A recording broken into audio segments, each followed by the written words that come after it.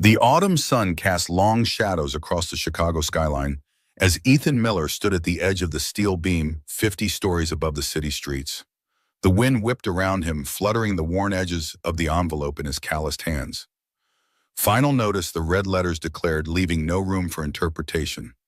$5,000 in 30 days, or the bank would take everything. He squinted against the harsh light, the weight of the paper somehow heavier than the steel beams he'd been hauling all morning.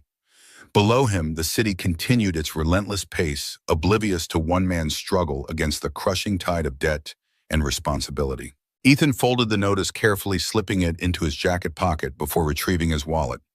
Behind the plastic window, 7-year-old Lily smiled back at him, her front tooth missing her eyes, his eyes crinkling with pure joy. His throat tightened. 2 years without Sarah, and still her smile shined through their daughter. The photograph had been taken on Lily's first day of school last year, before the hospital bills had piled up, before the overtime hours had stretched into endless weeks of exhaustion, before everything had started to crumble. "I won't let you down, baby girl. You won't end up on the streets. Not while I'm breathing." The heavy footsteps of steel-toed boots approached from behind. Tom Jenkins, 62 years of weathered experience in his face and hands, clapped Ethan on the shoulder. The old man's eyes narrowed with concern. "Boss is looking for you, kid, and he ain't wearing his happy face." Ethan tucked the wallet away, the moment of vulnerability sealed behind the mask of stoicism he'd perfected since Sarah's passing. The world didn't stop for grief, and it certainly didn't pause for financial ruin. He'd learned that the hard way. The distant sound of helicopter blades cut through the city noise, the rhythmic thump, thump, thump, drawing closer. Ethan glanced up, momentarily distracted by 3 sleek black helicopters approaching the south side of the city. Strange, he thought. Nobody with that kind of money ever headed to his neighborhood. Little did he know, in 48 hours, those same helicopters would land just blocks from his apartment door, bringing with them a woman whose life he would save, and who would save his in return. The cramped 2-bedroom apartment Ethan called home sat on the 3rd floor of a weathered brick building in South Chicago. The rent was cheap by city standards, which meant only slightly unaffordable instead of impossible. The walls were thin enough that the Rodriguez family's telenovelas provided nightly entertainment, and the pipes groaned like wounded animals whenever anyone ran hot water. But it was clean, Ethan made sure of that, and it was theirs at least until the eviction notice became reality. Morning light filtered through faded curtains as Ethan stood at the small kitchen counter, meticulously cutting a peanut butter sandwich into the shape of a heart. The precision he used was the same he applied to his work on the construction site: careful, deliberate, nothing wasted. The knife, like most things in the apartment, had seen better days. The handle was wrapped in duct tape where the plastic had cracked, but the blade was sharp, maintained with the same care he gave to all his tools. Lily sat at the table, small legs swinging beneath her chair, as she worked through a math worksheet. Her dark hair fell across her face, and she pushed it back with a practiced gesture that mirrored her mother's so perfectly it sometimes stole Ethan's breath. She wore her favorite blue sweater, the one they'd found at the thrift store that still had the original price tag. A treasure, she'd called it, not understanding that most children got their clothes new. Ethan had never corrected her. Let her find joy in the small things. The world would teach her about want soon enough. Ethan placed the heart-shaped sandwich on a plate and set it before her. She looked up, her smile momentarily hiding the shadows of fatigue that shouldn't belong on a child's face. Lily had inherited more than just Sarah's smile. The asthma that had plagued her mother had found its way to their daughter as well. Look at that smile, just like her mother's. The thought warmed and wounded in equal measure. She picked up half the sandwich, studying his handiwork. "You're getting better at this, Daddy. This one actually looks like a heart and not a potato." That laugh, God, he needed to hear that more often. He ruffled her hair and checked his watch, a practical battered timepiece that had belonged to his father. "Finish up, Lil. We can't be late again." The kitchen counter behind them was a testament to their circumstances. Bottles of prescription medication lined up like soldiers, each one a financial battle. The inhaler Lily needed cost nearly $100 with their bare-bones insurance. The maintenance medication was 3 times that. Each month, Ethan performed financial gymnastics, juggling which bills could wait, which creditors would be the most understanding, which necessities could be stretched a little further. The refrigerator hummed loudly, the sound a reminder that the appliance was fighting a losing battle against time. Inside, the shelves held the basics: milk, eggs, vegetables that were on sale, nothing extravagant. Ethan ate less than he should, making sure Lily never noticed the disparity between their plates. Children were observant, but they could be distracted. He'd become an expert at moving food around his plate while telling stories about his day, ensuring her attention was on his words and not his untouched dinner. Lily finished her breakfast and gathered her schoolwork, carefully placing each sheet into a plastic folder. The folder had been new at the beginning of the school year, a small luxury Ethan had insisted upon. She deserved at least that much. Before heading out the door, she threw her arms around his waist, her head barely reaching his chest.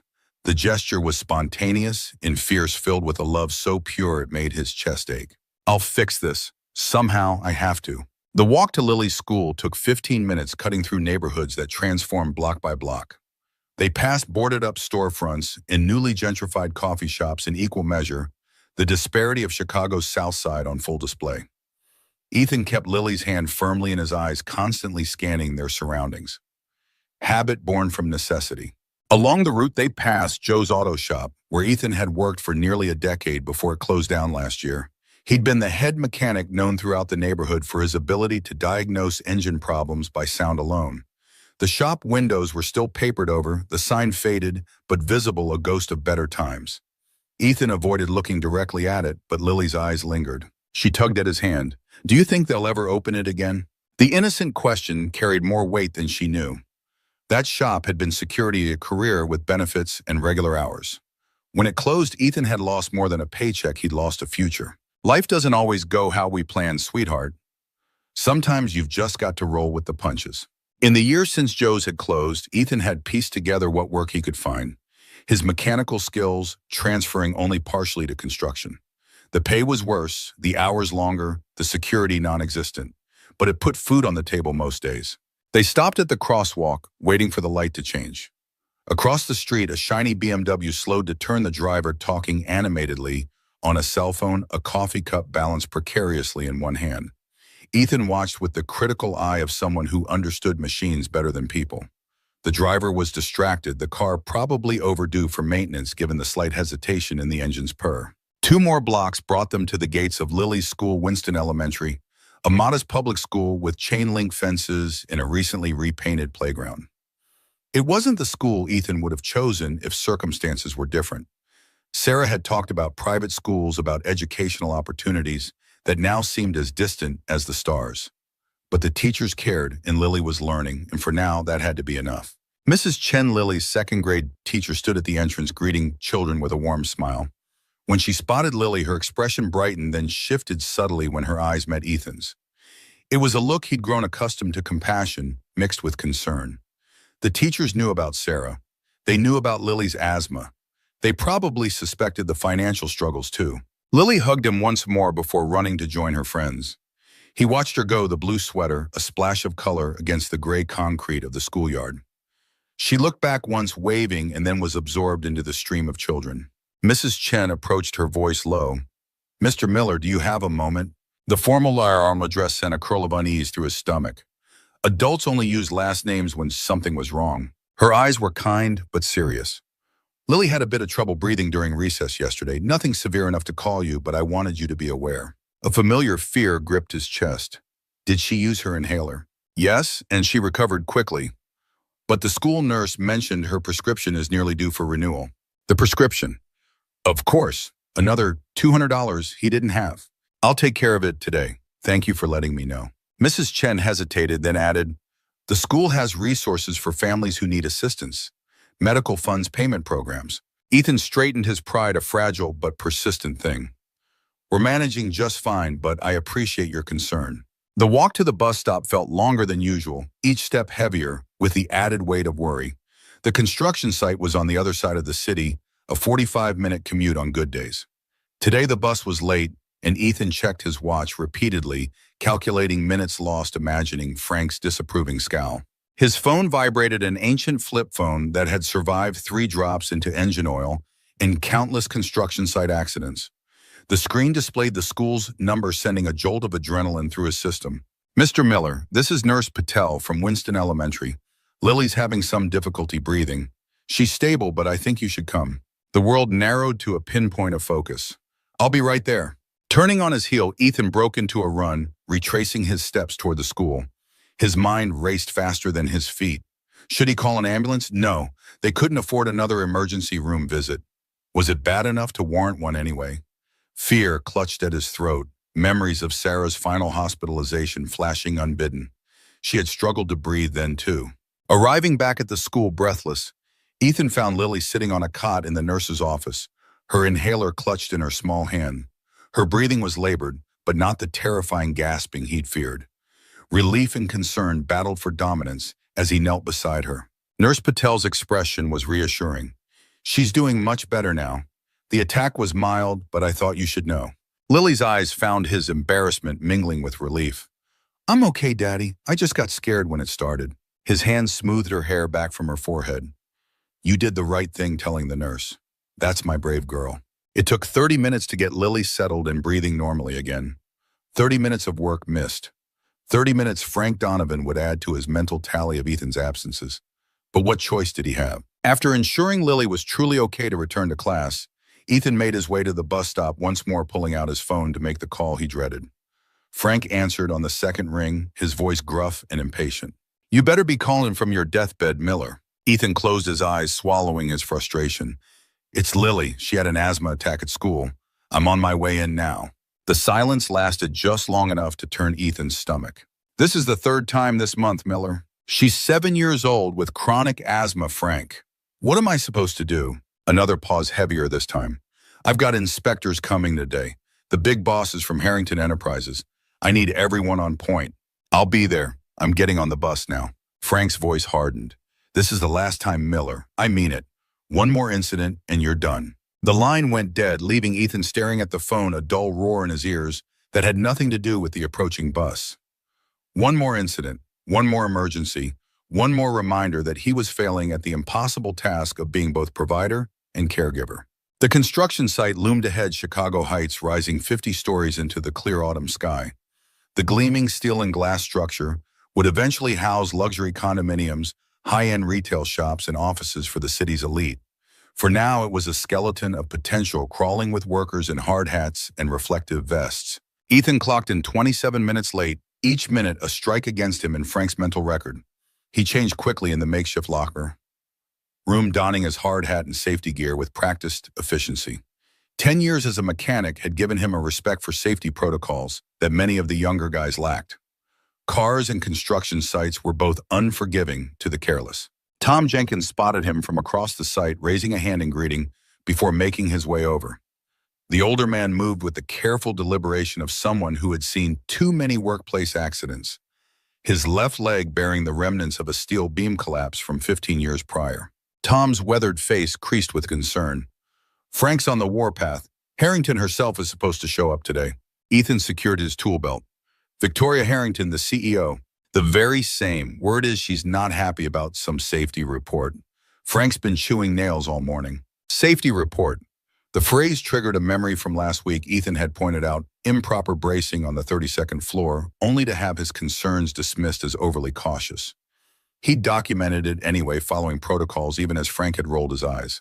Across the site, Frank Donovan emerged from the site office, his substantial frame moving with surprising agility for a man of 58.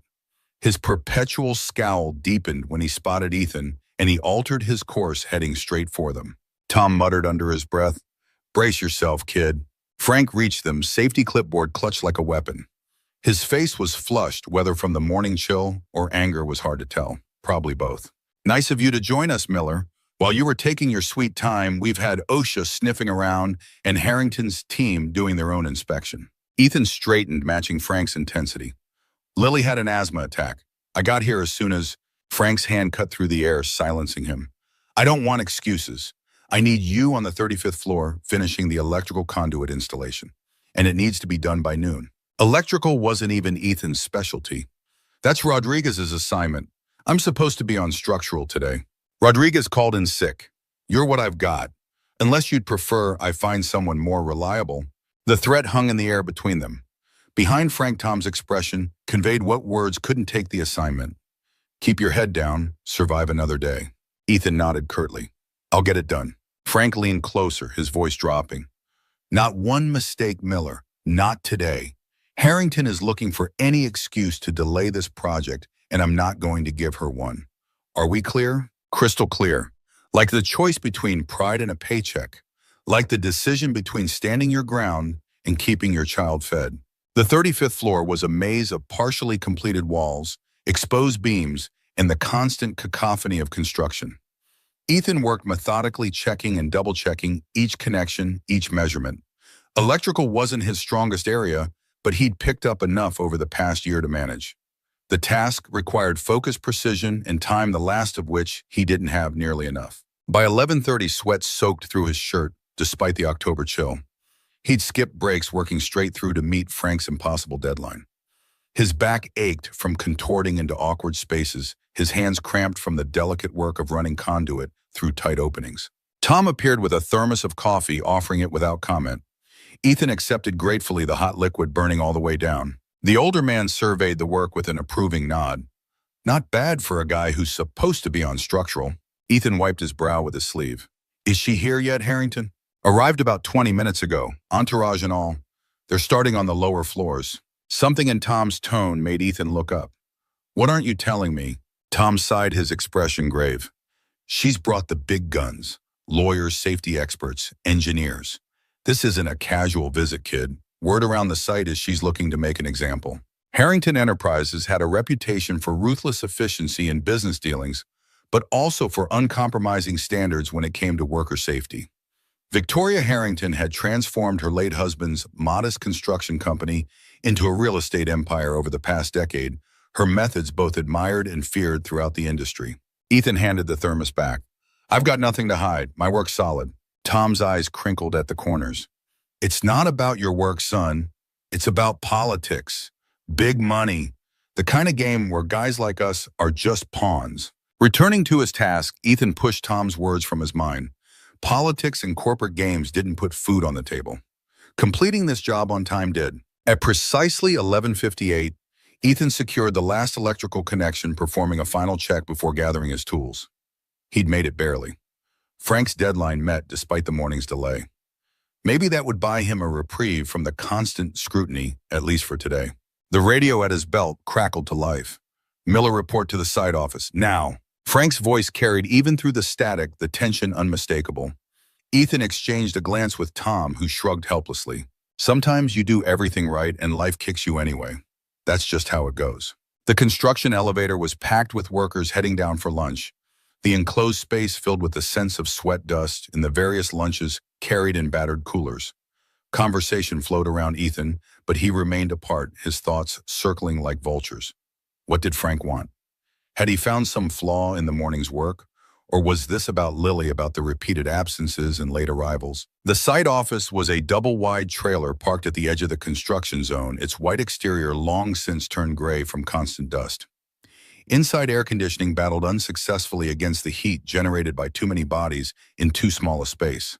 Frank stood near his cluttered desk, his expression unreadable as Ethan entered. Behind him, a wall of safety certifications and project timelines covered nearly every available inch, a testament to Frank's 25 years in construction management. For all his faults, and they were numerous, no one could say Frank Donovan didn't know his business. Frank didn't look up from the papers in his hand. The electrical work on 35. You finished it. Yes, just now. Everything's up to code, double-checked. Good. Frank finally raised his eyes, the usual hostility tempered with something else, resignation perhaps. There's a problem with your paperwork.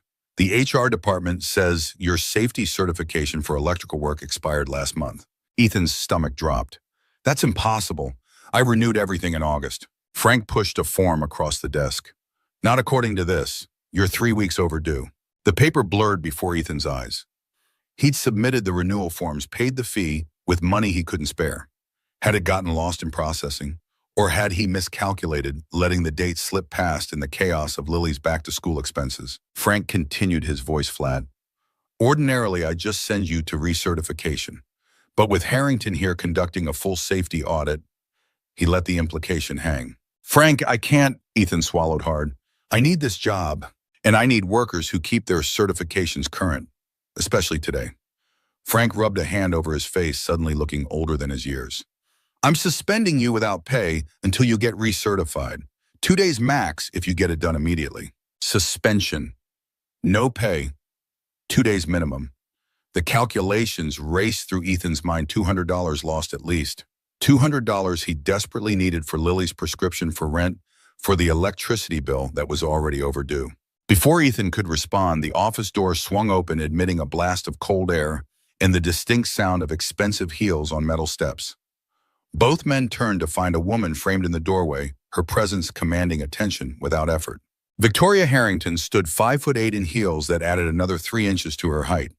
Her charcoal gray suit was impeccably tailored, her dark hair pulled back in a severe style that emphasized the sharp angles of her face. At 45, she carried herself with the confidence of someone accustomed to being the most powerful person in any room. Behind her, a small entourage waited: a young woman with a tablet, a middle-aged man in an equally expensive suit, and 2 men who had the unmistakable bearing of security personnel. Victoria's eyes swept the office, cataloging and assessing in a single glance. "Mr. Donovan, I was told I might find you here. We need to discuss the safety violations my team has documented on the lower levels." Frank's expression shifted instantly from reluctant disciplinarian to deferential manager. "Ms. Harrington, of course. We were just wrapping up a personnel matter." Her gaze shifted to Ethan, cool and evaluating. "I don't believe we've met." Frank jumped in before Ethan could respond. "This is Miller, one of our general laborers. He was just leaving." The dismissal stung, but Ethan knew his place in the hierarchy. He nodded respectfully to Victoria and moved toward the door, his mind already racing ahead to how he would afford the recertification fee on top of everything else. As he stepped outside, he heard Victoria's voice, crisp and authoritative. "I've identified 17 safety violations in the first 10 floors alone, Mr. Donovan. Care to explain how this happened under your supervision?" The door closed behind him, cutting off Frank's response. In the construction yard, workers gathered in small groups, eating lunch and speculating about the visit from corporate. Ethan avoided them, making his way to the far edge of the site where Tom sat alone on a stack of lumber, sandwich in hand. The older man made room for him. "That bad, huh?" Ethan dropped beside him, the fight temporarily drained from his body. "My electrical certification lapsed. Frank suspended me until I can renew it." Tom winced. "That's rough timing. I can't afford 2 days without pay, Tom. I just can't." "What about that emergency fund you mentioned, the one Sarah's parents set up for Lily?" Ethan's jaw tightened. "Already emptied it. Last winter when Lily was hospitalized for pneumonia." Tom offered half his sandwich, which Ethan declined with a shake of his head. The older man didn't push understanding pride when he saw it. They sat in companionable silence, watching as Victoria Harrington emerged from the site office, her entourage falling in step behind her. Even from a distance, her displeasure was evident in the set of her shoulders, the clipped pace of her stride. Tom nudged Ethan. $10 says Frank's getting reamed out in there." Despite everything, Ethan found himself smiling slightly. "No bet. Frank knew about those safety issues. We all did." Victoria and her team made their way toward a sleek black SUV parked at the edge of the construction zone. The security detail moved with practiced efficiency, one opening the vehicle's door, while the other scanned the surroundings.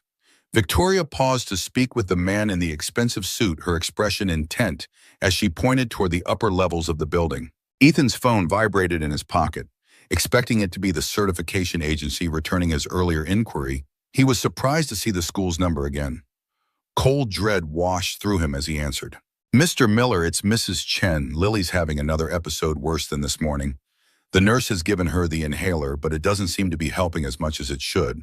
We're considering calling an ambulance." The world narrowed to a pinpoint of focus, every other concern instantly relegated to background noise. "Don't call an ambulance. I'll be right there. 20 minutes tops." Tom was already on his feet, concern etched into the lines of his face. "Lily." Ethan nodded, pocketing his phone. "I have to go. If Frank asks, I'll handle Frank. Go take care of your girl." Gratitude wasn't enough, but it was all Ethan had to offer. With a quick clasp of Tom's shoulder, he hurried toward the site exit, not bothering to change out of his work clothes. The bus would take too long. He'd have to splurge on a cab, another expense he couldn't afford, but time was more precious than money when it came to Lily's breathing. As he jogged toward the main road, a commotion near the construction entrance caught his attention. A delivery truck was backing into the unloading zone, its reverse alarm blaring.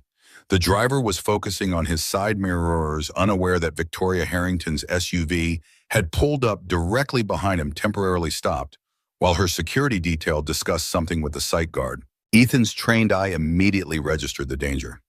The truck was moving too fast for a construction zone, the driver inexperienced or careless. And Victoria's SUV was perfectly positioned in the blind spot. Without conscious thought, Ethan changed direction, sprinting toward the impending collision. He shouted a warning, but the truck's engine and alarm drowned out his voice. The security guards were turned away, engaged with the sight guard. The man in the expensive suit was on his phone. Only Victoria herself noticed Ethan's approach, her expression changing from surprise to alarm as she followed his gaze to the rapidly approaching truck. Time compressed, adrenaline stretching seconds into minutes. Ethan reached the SUV just as the truck's rear bumper made contact with the front grille. The impact wasn't violent, the truck had nearly stopped, but it was enough to push the SUV backwards several feet, trapping Victoria between the vehicle and a stack of steel piping. Victoria's cry of pain cut through the cacophony of construction noise. Ethan vaulted over the SUV's hood, landing beside her just as the security team finally registered what was happening. Victoria was pinned at the waist, the pressure not immediately life-threatening, but potentially serious if the vehicle shifted. The truck driver, finally aware of the accident, slammed on his brakes and jumped from the cab, his face pale with shock. "Oh God, I didn't see, I was looking at the other mirror." Ethan ignored him, focusing entirely on Victoria. Her face was tight with pain, but her eyes were clear and focused. "Don't move. We need to get these vehicles stabilized before we try to free you." To her credit, she didn't panic or demand immediate action. She nodded once, her breathing controlled despite the obvious discomfort. "The pressure isn't crushing, just holding me in place." The security team reached them, one immediately pulling his weapon and training it on the truck driver, who raised his hands in terrified surrender. The other began shouting into a radio, calling for emergency services. Ethan's mind raced through the problem mechanical experience translating to this new crisis. "We need to secure the truck first. If it rolls even an inch more, the pressure could increase." He turned to the nearest security guard. "Do you have wheel chocks in your vehicle, something to block the truck's tires?" The guard shook his head, but Victoria's assistant stepped forward, her composure admirable under pressure. "There are emergency supplies in the back of our vehicle, including wheel chocks." Ethan directed the operation with calm efficiency, instructing the guards on securing the truck while he assessed Victoria's situation more thoroughly. The space between the SUV and the steel piping was narrow, compressing her abdomen and hips, but not her chest or legs. A few inches of movement would free her, but those inches had to come from the SUV, not the truck behind it. The site guard had arrived with a first aid kit, and Frank Donovan was racing across the yard, face flushed with exertion and panic. In the distance, sirens wailed emergency services responding to the call. Victoria's gaze never left Ethan's face, her expression a mixture of pain and calculation. "You're not waiting for the paramedics. You have a plan." It wasn't a question, but Ethan nodded anyway. "We need to move the SUV forward just enough to create space. But we can't start the engine, the vibration might cause the truck to shift." "Manual labor then." Her voice remained steady despite the circumstances. "What do you need?" "4 strong backs and something to use as a lever." Within minutes, Ethan had organized an impromptu rescue team himself, the 2 security guards, Frank and Tom, who had appeared without being called, as reliable as sunrise. Using a length of steel pipe as a lever, in strategic muscle, they created just enough space for Victoria to slip free. The moment she was clear, Ethan and Tom helped her to a safe distance, while the others secured both vehicles more permanently. Victoria's suit was ruined, dust and grease marking where the vehicles had pressed against her. A red welt was visible on her hand where she'd braced against the metal piping, and she moved gingerly but appeared otherwise unharmed. The paramedics arrived as Victoria was seated on an overturned bucket, her assistant hovering nearby with a bottle of water and a first aid kit. Ethan stepped back, letting the professionals take over. His phone buzzed in his pocket, a reminder of the real emergency waiting across town. "Lily, I need to get to Lily." He turned to leave his duty here fulfilled when Victoria's voice stopped him. "You construction worker. What's your name?" Ethan paused, turning back. "Ethan Miller, ma'am." "You're leaving." Her tone made it clear she found this surprising. "My daughter's having an asthma attack at school. I need to get to her." Victoria's expression shifted subtly, something unreadable flickering in her eyes. She gestured to her assistant. "Jessica, have Michael drive Mr. Miller wherever he needs to go, immediately." The young woman nodded, already on her phone, relaying the instruction. Victoria continued, her voice carrying the unmistakable tone of someone used to being obeyed. "And I want his contact information. We're not finished here. Under normal circumstances, Ethan might have refused the offer out of pride. But Lily needed him, and a chauffeur-driven SUV would get him there far faster than public transportation. He nodded his thanks to Victoria, who was already being led toward a second vehicle that had appeared seemingly from nowhere. As Ethan followed Jessica toward yet another black SUV, Frank Donovan intercepted him, face-modeled with conflicting emotions. Where the hell do you think you're going? First you abandon your post to play hero, now you're just walking off-site. Ethan's patience, already stretched thin, snapped. My daughter is having a severe asthma attack. I told you this morning her condition was unstable. And I told you this was your last chance. Frank's voice rose, drawing attention from nearby workers. You left the 35th floor unattended with live electrical work in progress. That's a major safety violation. I finished the job before I left. Everything's secured. Frank's eyes narrowed. You were suspended, Miller. You shouldn't have been on site at all when this happened. As far as I'm concerned, you interfered with a situation that wasn't your responsibility. The absurdity of the accusation struck Ethan like a physical blow. Interfered, I just prevented your biggest client from being seriously injured on your site. And how do you think this looks to Harrington Enterprises, one of my workers, who shouldn't even be here having to rescue their CEO because our safety protocols failed? Frank stepped closer, lowering his voice. You're fired, Miller. Clean out your locker and don't come back. The words hit with the force of a sledgehammer, but Ethan didn't have time to process them. Not now. Not with Lily waiting. Tom appeared at his side, a solid presence in the shifting ground of the moment. Go, kid, I'll get your things. Your girl needs you. With a nod of gratitude to Tom and a last disbelieving glance at Frank, Ethan turned away, following Jessica to the waiting SUV. The driver, a professionally neutral man in a black suit, opened the door without comment. As the vehicle pulled away from the construction site, Ethan's mind reeled with the implications of what had just happened. Fired, no room, no income, no health insurance for Lily, all because he'd done the right thing twice in one day. The bitter irony wasn't lost on him. Save a woman's life, lose your livelihood. The universe had a twisted sense of humor. The SUV navigated Chicago traffic with surprising efficiency, the driver seemingly aware of shortcuts and patterns that shaved precious minutes off the journey. Ethan sat rigid in the luxurious back seat, every fiber of his being focused on reaching Lily as quickly as possible. Through the tinted windows, the city blurred past gleaming financial district, giving way to modest residential areas, then to the familiar worn landscape of his neighborhood. The contrast between the vehicle he sat in and the surroundings it traversed wasn't lost on him. Two worlds briefly and uncomfortably intersecting. Winston Elementary came into view, its brick facade and chain-link fence, a welcome sight despite the circumstances. The SUV pulled to a smooth stop at the curb, and Ethan was out before the driver could open his door. The school office was quiet, the secretary looking up in surprise as Ethan burst in, still in his dust-covered work clothes and safety boots. She recovered quickly.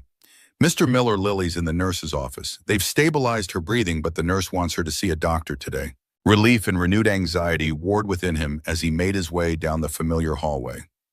Stabilized was good. Doctor was bad, at least financially. The nurse's office was small but meticulously organized, the scent of antiseptic hanging in the air.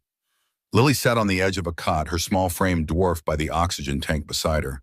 A clear mask covered her nose and mouth, fogging slightly with each breath. When she saw him, her eyes crinkled in a smile the mask couldn't hide. Nurse Patel looked up from her desk, her expression professionally calm but with underlying concern. Mr. Miller, good you're here. Lily's breathing has improved with the supplemental oxygen, but her peak flow readings are still lower than I'd like to see. Ethan knelt before his daughter, taking her small hands in his. Hey, Lil, rough day, huh? She nodded, eyes too old in her young face. Sorry, Daddy, I tried to be brave. You are brave, the bravest person I know. He squeezed her hands gently, then turned to the nurse. What are we looking at here? Nurse Patel's expression was sympathetic but direct. She needs to see her pulmonologist. The rescue inhaler isn't providing sufficient relief, which suggests her maintenance medication may need adjustment. I've already called Dr. Patterson's office. They can see her at 3 o'clock, if you can get her there. 3 o'clock, 2 hours from now. Enough time to get Lily home changed into the doctor's office across town, but not enough time to figure out how he would pay for the visit without insurance. The suspension, no firing had changed everything.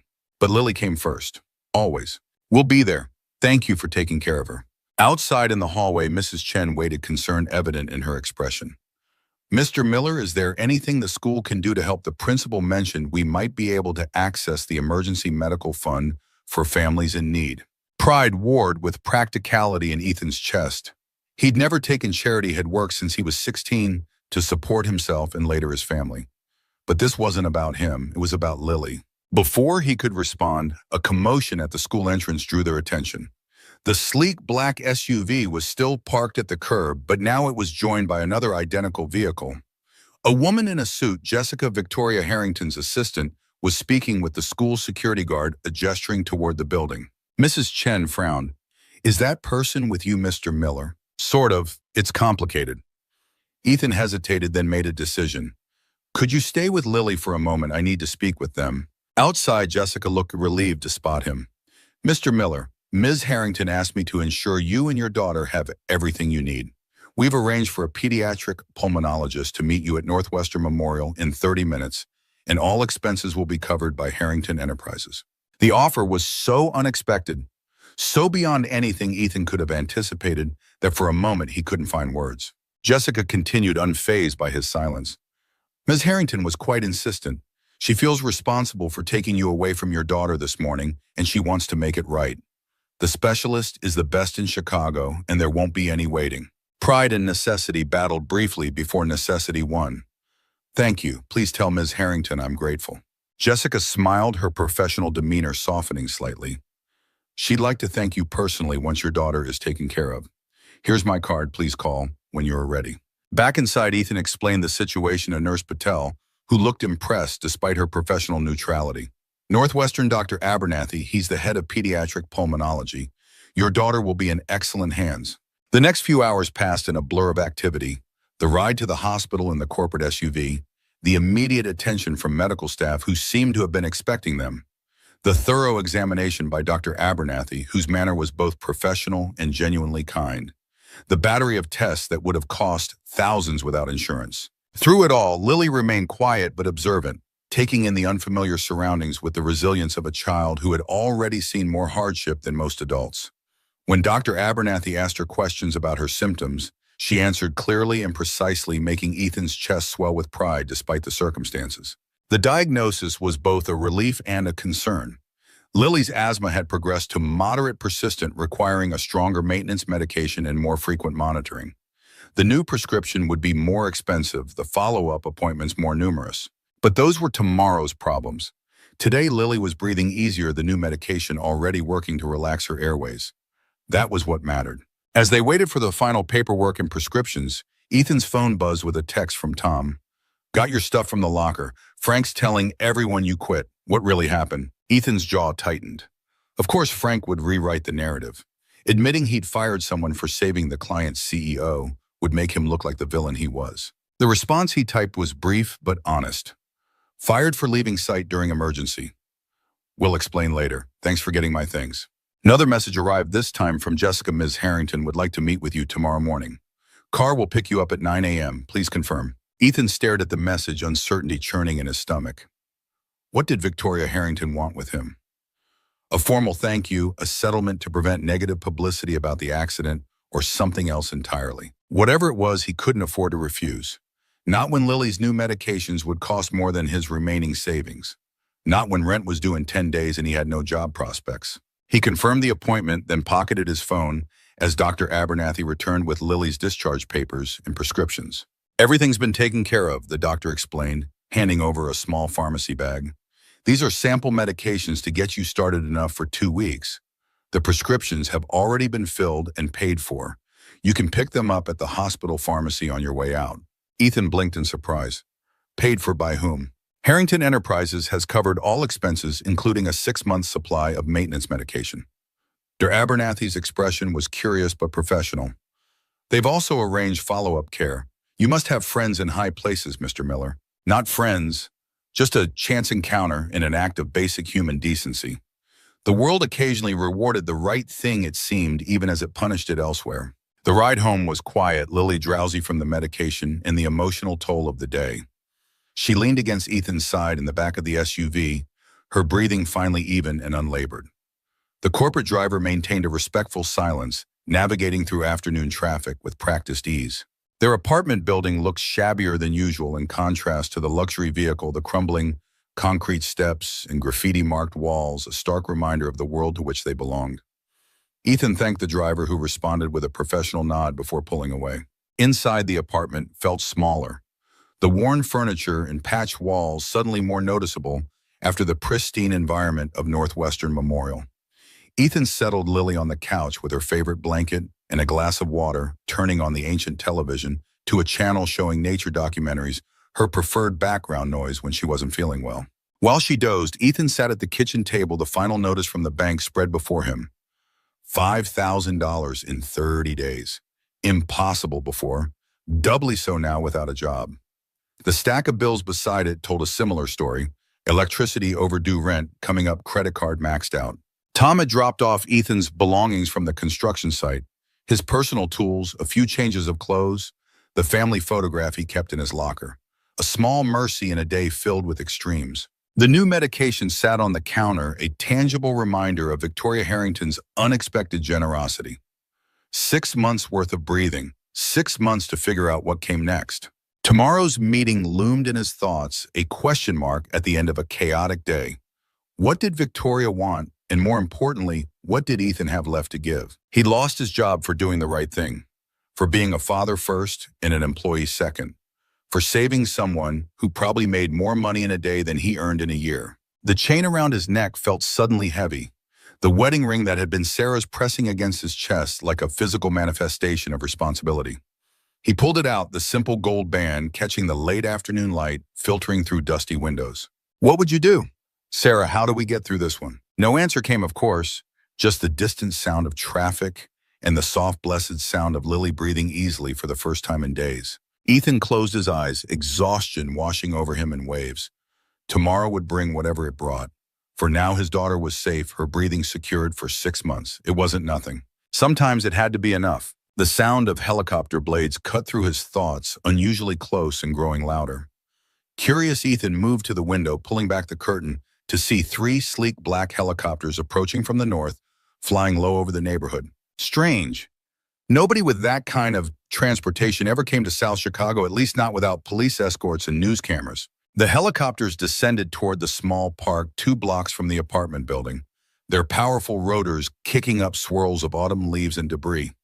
Neighbors emerged onto balconies and sidewalks, pointing and speculating about the unusual arrival. Lily appeared at his side, blanket wrapped around her shoulders, eyes wide with wonder. "Daddy, are those for us?" Ethan laughed, the sound rusty but genuine. "No, sweetheart, nobody sends helicopters for people like us." But even as he said it, his phone buzzed with a message. Unknown number, but the text was clear. "We're here. Ms. Harrington is on her way to your apartment. Please be ready to receive her in 5 minutes." Ethan stared at the message, then back at the helicopters now landed in the park, their rotors slowing to a stop.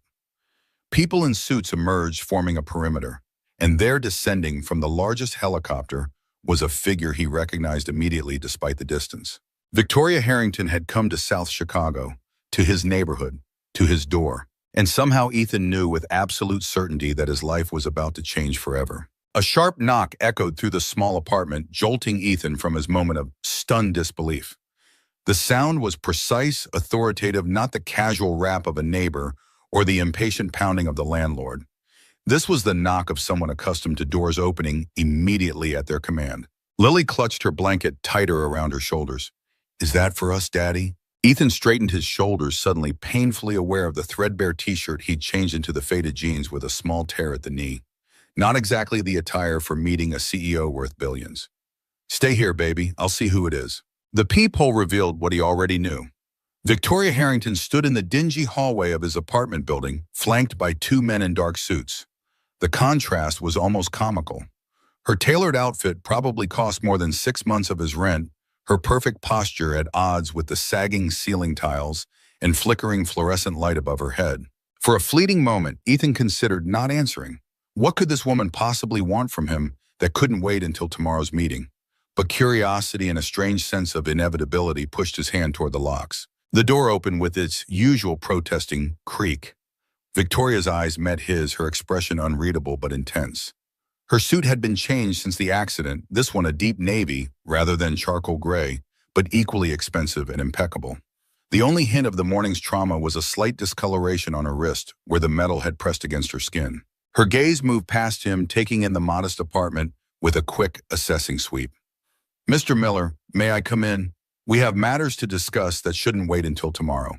Behind her, the security detail remained impassive, professional to the core. Down the hall, Mrs. Garcia peered out from her partially open door, curiosity and concern warring on her weathered face. In the stairwell, other neighbors gathered, whispering and pointing at the unexpected visitors. Ethan stepped back, a wordless invitation. What else could he do?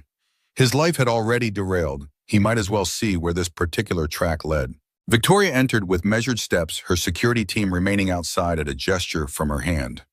The door closed, sealing them in the small space that suddenly felt impossibly cramped. Ethan was acutely aware of every imperfection, the water stain in the corner of the ceiling, the mismatched furniture, the pile of mending next to the second-hand sewing machine where he repaired Lily's clothes to avoid buying new ones. Victoria didn't comment on any of it. Instead, her attention fixed on Lily, who stood hesitantly by the window, curiosity overcoming shyness. Something in Victoria's expression softened almost imperceptibly. "You must be Lily. I'm Victoria Harrington. Your father helped me today when I was in trouble." Lily's chin lifted slightly, pride momentarily outweighing intimidation. "He helps everybody. That's what he does." A ghost of a smile touched Victoria's lips. "Yes, I believe that's true." She turned back to Ethan, her manner shifting, becoming more direct. "I understand you were terminated from your position today because of your actions to assist me." So she knew. Ethan's jaw tightened, unsure whether to be embarrassed or angry at the situation being laid bare before him. Frank made his choice. I made mine. Victoria nodded once as if confirming something to herself. Mr. Donovan explained his reasoning. Safety protocols, liability concerns, chain of command.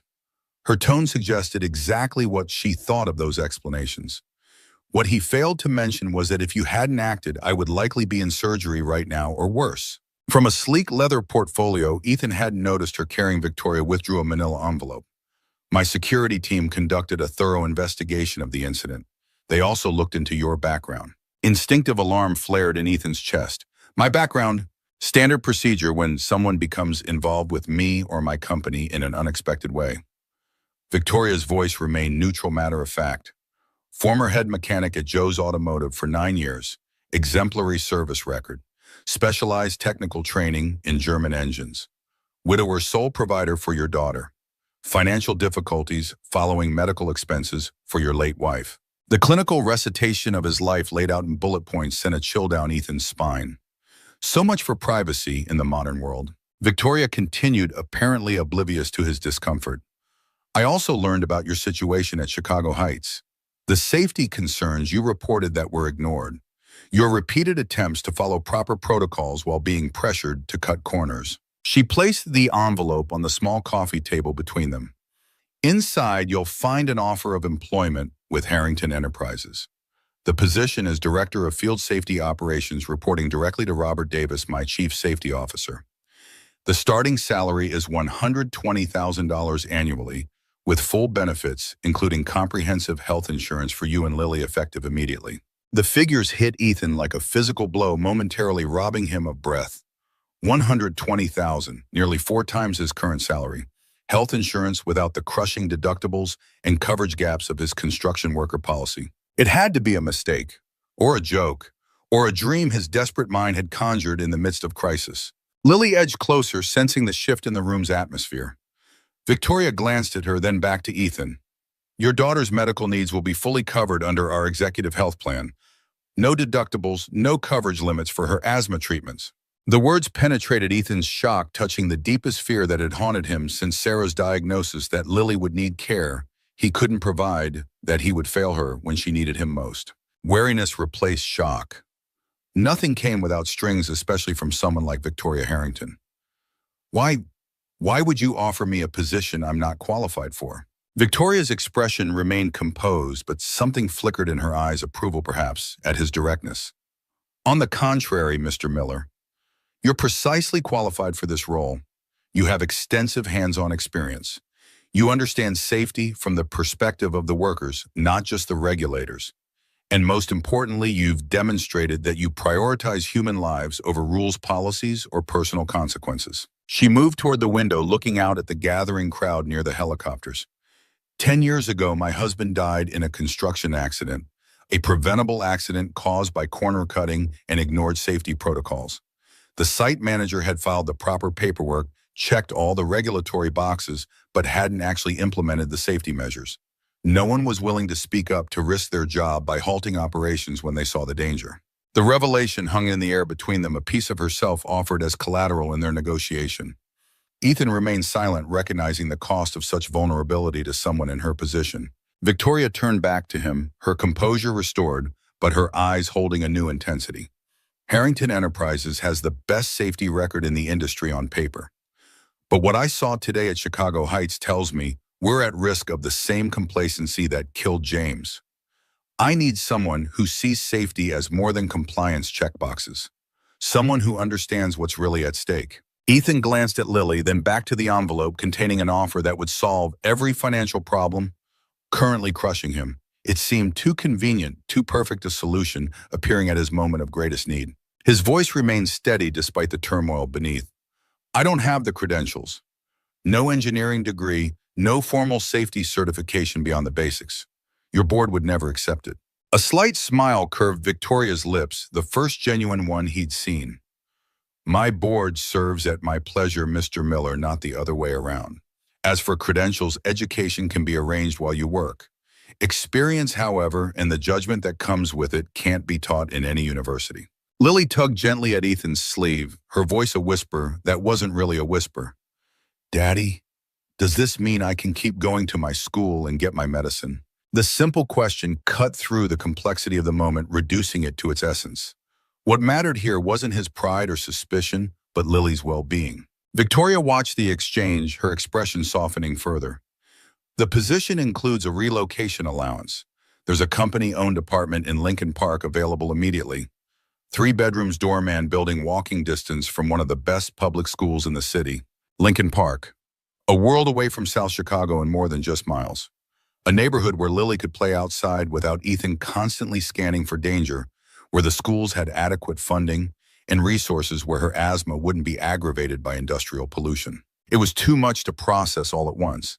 Ethan's mind raced, searching for the catch, the hidden agenda behind such generosity. Ms. Harrington, I appreciate the offer, I truly do. But I have to ask, what exactly would you expect from me in this role? What's the real job description? Victoria's respect seemed to deepen at the question. Honesty, Mr. Miller. Brutal, uncompromising honesty about our safety practices across all projects. You would have authority to halt operations at any site where you identify serious safety concerns. You would train our site managers, evaluate our protocols, and report directly to Robert about implementation issues. In short, you would be my eyes and ears on the ground, seeing what others miss or choose to ignore. She stepped closer, her voice lowering with intensity. I'm not offering charity, Mr. Miller. I'm offering a mutually beneficial arrangement. You need financial security and health care for your daughter. I need someone who values human life over profits and protocols. Someone who will act when others stand by regardless of personal cost. A week ago, even a day ago, such an offer would have seemed like fantasy. But standing in his apartment with helicopters waiting outside and his daughter's future hanging in the balance, Ethan recognized the moment for what it was, a fork in the road of his life, as significant as when he'd first held Lily in his arms, as when he'd said goodbye to Sarah for the final time. Some decisions altered everything that followed. This was one of them. Ethan extended his hand, meeting Victoria's gaze directly. When do I start? The Lincoln Park apartment exceeded even Ethan's imagination. Located on the 12th floor of a renovated pre-war building, the space was flooded with natural light from floor-to-ceiling windows that overlooked the lake. 3 generously sized bedrooms, 2 bathrooms with fixtures that didn't leak or require jiggling, a kitchen with appliances that looked like they belonged in a magazine spread rather than a home where actual cooking occurred. Lily raced from room to room, her excited voice echoing off walls that had never known water damage or mold. Daddy, the bathtub has jets in it, and look at this closet, it's bigger than my whole bedroom was. The corporate relocation team had moved with military precision, transferring their meager belongings from South Chicago and arranging them artfully in the new space. Ethan's worn tools looked out of place on custom shelving in the apartment's dedicated storage room. Lily's modest collection of books and toys barely filled a corner of her enormous new bedroom. Their old sofa and kitchen table had disappeared, replaced by elegant furnishings that matched the apartment's upscale aesthetic. A note on the counter explained that the original furniture had been placed in storage, available whenever he wished to reclaim it. A thoughtful touch that somehow made the transformation more jarring rather than less. Ethan stood at the massive windows, gazing out at a view of the city he'd helped build, but never experienced from this perspective. 12 floors up, the urban landscape transformed from gritty reality to picturesque skyline. From here, the scaffolding and construction sites looked like ambitious art installations, rather than places where men risk their lives daily for subsistence wages. Behind him, the doorbell chimed, another novelty in a day filled with them. The display panel showed Jessica, Victoria's assistant, holding a large gift basket and several shopping bags. She entered with professional efficiency, setting the items on the kitchen island. Ms. Harrington sends these as a welcome gift. Groceries to stock your kitchen, some necessity to get you through until you have time to shop, and information about the neighborhood. Her gaze softened as Lily peered curiously around the corner. And something special for you, Lily. Ms. Harrington mentioned you like science and animals. The something special turned out to be a deluxe microscope, set complete with prepared slides and a guidebook for young scientists. Lily's eyes widened with wonder as Jessica demonstrated how to adjust the focus. Ethan watched the exchange with mixed emotions. The gift was thoughtful, educational rather than frivolous, exactly the kind of thing he would choose if money were no object. Yet it also highlighted how thoroughly Victoria had researched their lives, how completely they had been assessed and evaluated before this opportunity materialized. Jessica turned back to Ethan, her professional demeanor returning. Your new wardrobe should arrive tomorrow. Robert asked me to remind you that the orientation meeting is scheduled for 9 a.m. Monday. A car will pick you up at 8:15. New wardrobe, car service, orientation meeting. The trappings of a life he hadn't earned through traditional channels, hadn't worked his way up to through years of ladder climbing and credential gathering. The imposter syndrome that had been building since Victoria's offer now threatened to overwhelm him. Will they see right through me? A mechanic playing dress-up as an executive. Jessica seemed to sense his discomfort. If there's anything you need day or night, please don't hesitate to call. The transition can be overwhelming. Ms. Harrington understands that. After she left, Ethan explored the apartment more thoroughly, noting the top-of-the-line security system, the fully stocked medicine cabinet, with Lily's prescriptions arranged neatly on the top shelf, the refrigerator already filled with fresh food. Every detail had been considered, every potential need anticipated. It was both comforting and vaguely unsettling, like being cared for by an omniscient but benevolent entity. In the master bedroom, he discovered a garment bag hanging in the closet. Inside was a single tailored suit in charcoal gray, a crisp white shirt, and a blue tie that somehow matched his eyes exactly. A card attached read simply, "For Monday, VH." Ethan ran his fingers over the fine wool, recognizing quality that exceeded anything he'd ever owned. The suit represented more than clothing. It was a uniform for a role he wasn't sure he could play convincingly. A costume for a life that still felt like someone else's. Lily appeared in the doorway, the excitement of exploration giving way to uncertainty. Daddy, are we really going to live here now or never? The question carried layers of meaning. Forever was a concept Lily approached cautiously since Sarah's death. Forever had proven unreliable in her young experience. Ethan knelt to her level, meeting her eyes directly. This is our home now for as long as we want it to be. But home isn't really about the place, Lil. It's about us being together. That's what's forever. She nodded solemnly, processing this in her careful way. Will my new school be nice? Will they know about my asthma? Everything's been arranged. The school has a full-time nurse, and all your teachers will know what to do if you have trouble breathing. Ethan brushed a strand of hair from her forehead, his heart constricting at her resilience. And you'll make new friends. You're the friendliest kid in Chicago, remember? A small smile formed, tentative but genuine. Can I paint my room? The walls are so white. Ethan laughed, the sound echoing strangely in the large space. I'm pretty sure we can paint it whatever color you want. What are you thinking? Still purple? Maybe blue, like the lake. She glanced toward the window where the vast expanse of Lake Michigan sparkled in the afternoon light. I've never seen so much water before. The observation struck Ethan with unexpected force. 7 years old and Lily had never truly experienced the Great Lake that defined their city.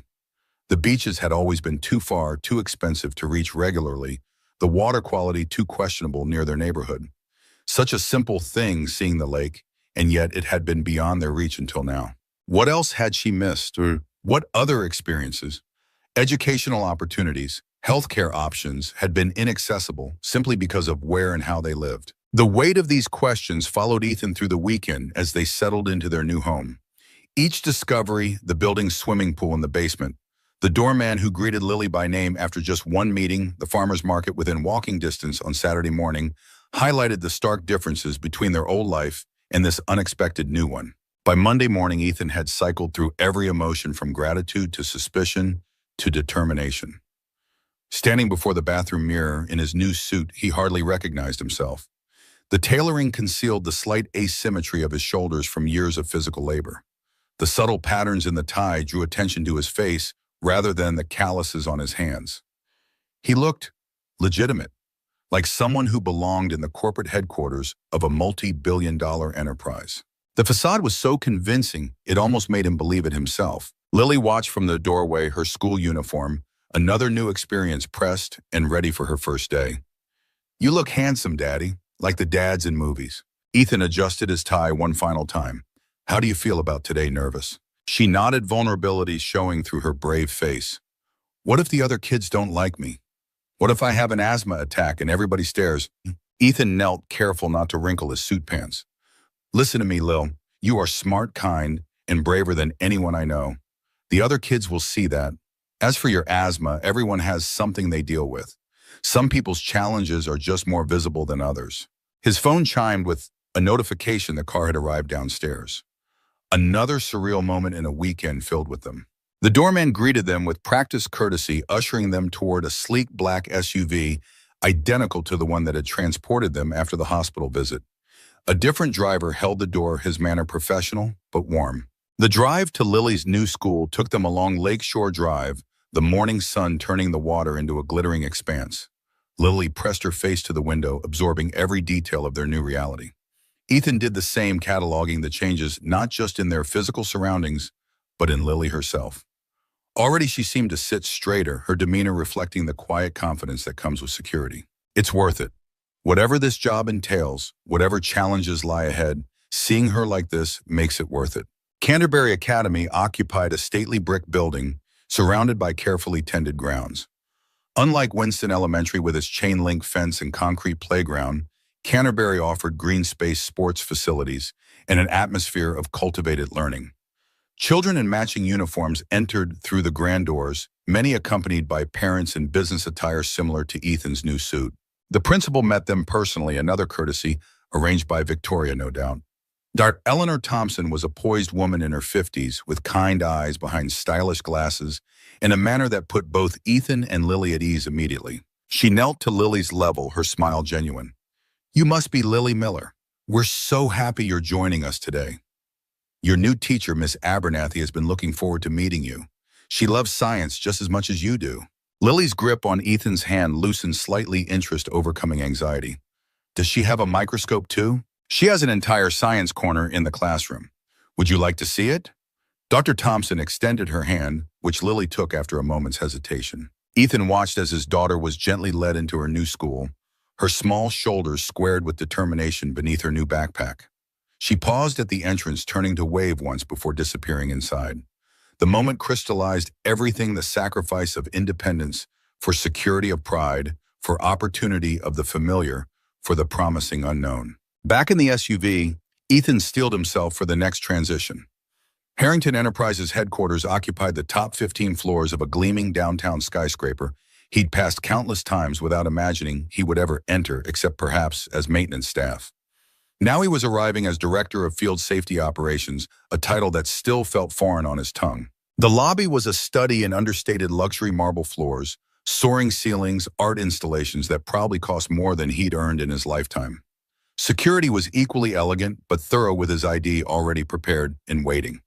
The escort who met him by the executive elevators introduced himself as Michael Head of Victoria's security detail, and one of the men who had accompanied her to Ethan's apartment. Michael's manner was courteous, but assessing his gaze, taking in details with professional precision.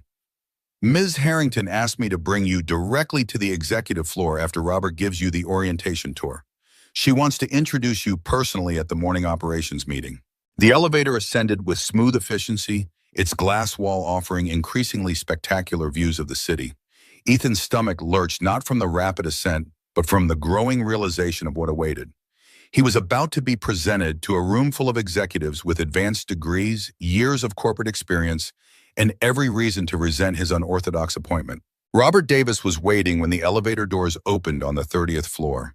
A solid man in his mid-50s with salt and pepper hair and the bearing of someone who had seen genuine danger in his life, Robert extended his hand with genuine warmth. "Welcome aboard, Miller. Victoria's told me about your background. Impressive work at the accident site."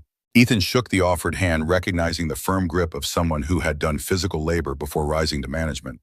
"Thank you, sir. I'm still trying to understand exactly what my role here entails." Robert's laugh was genuine. "Drop the sir, we're colleagues now. And as for your role, you're going to help me drag this company's safety culture into reality instead of just looking good on paper." Over the next hour, Robert provided a crash course in Harrington Enterprises' operations safety protocols and corporate structure.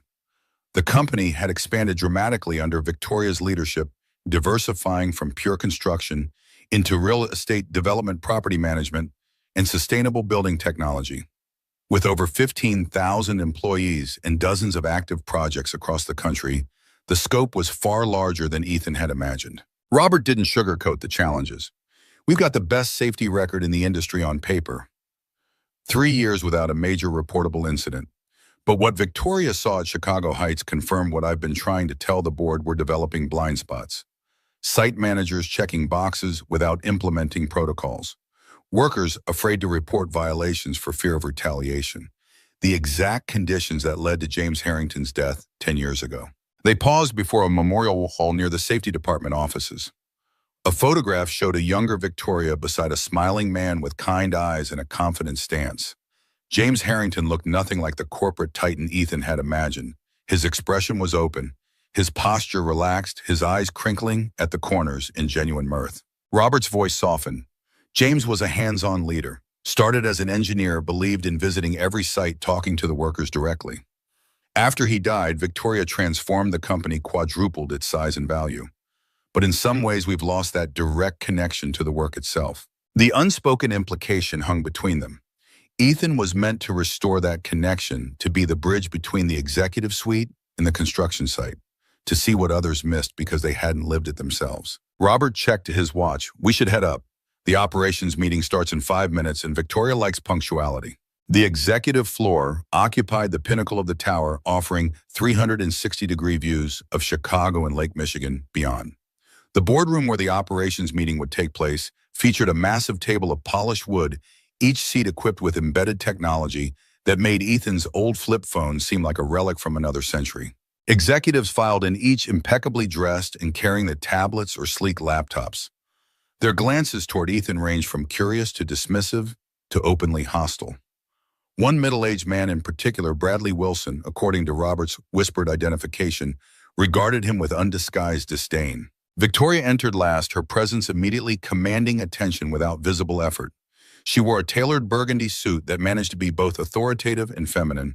Her only jewelry, a simple watch and wedding band, she apparently still wore a decade after James's death.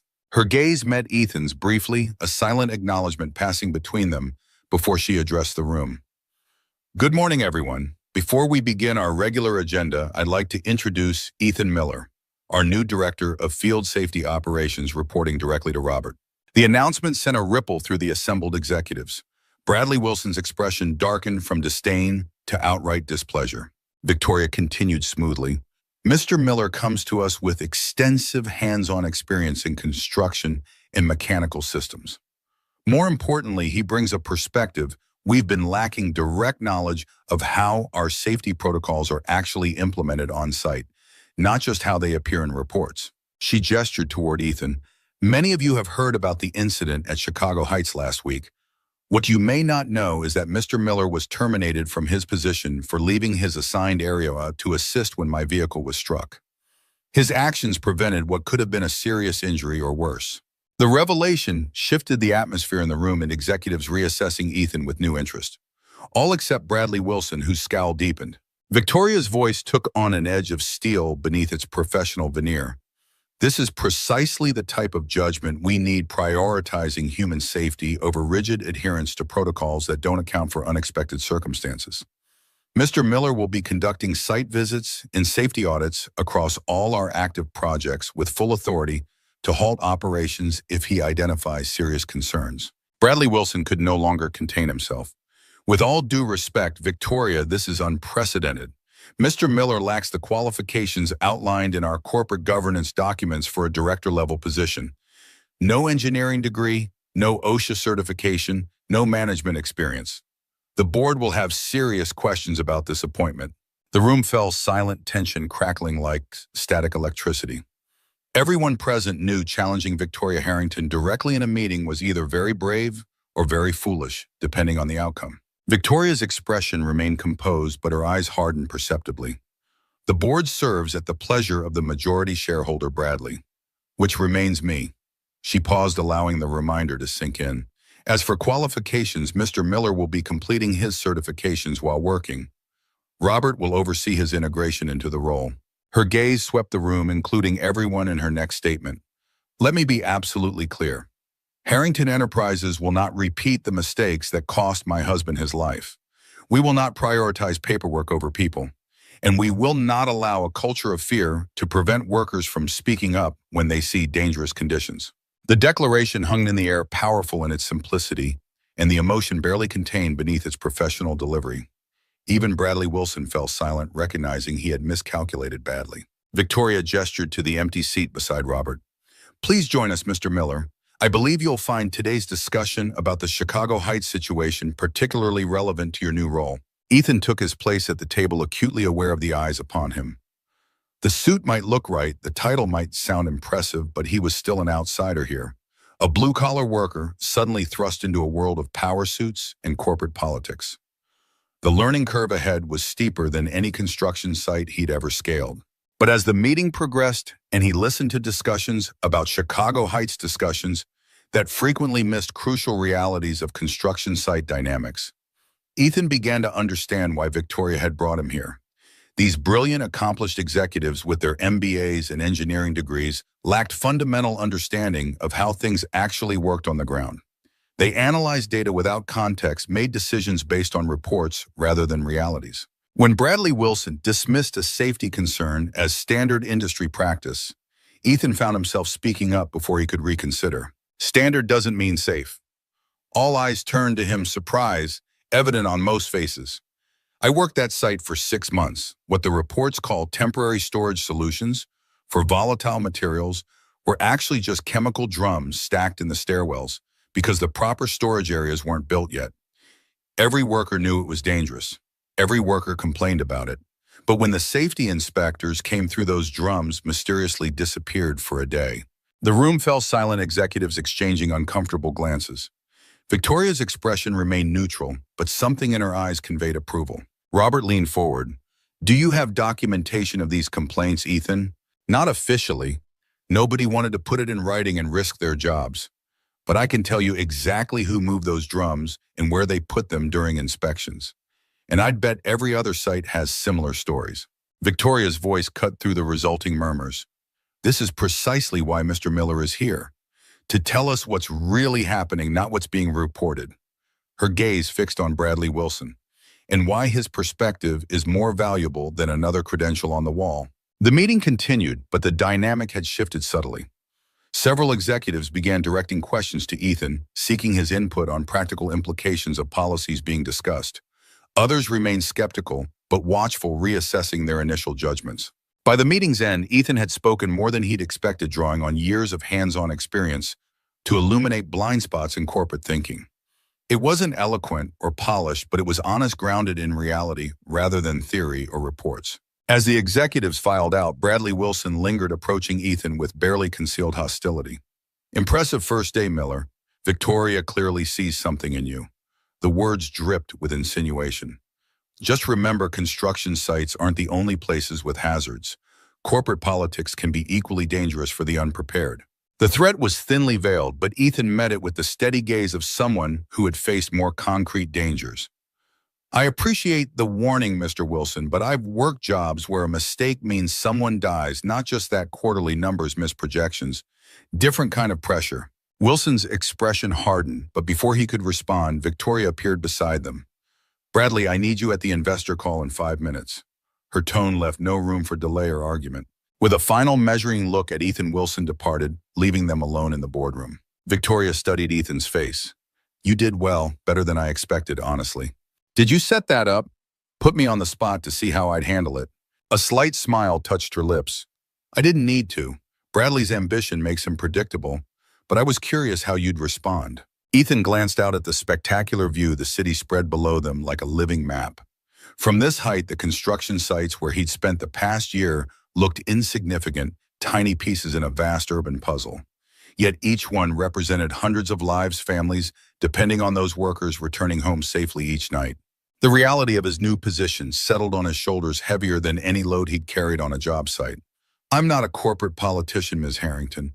I don't know how to navigate boardroom battles or handle people like Bradley Wilson. Victoria, please. And you don't need to be a politician.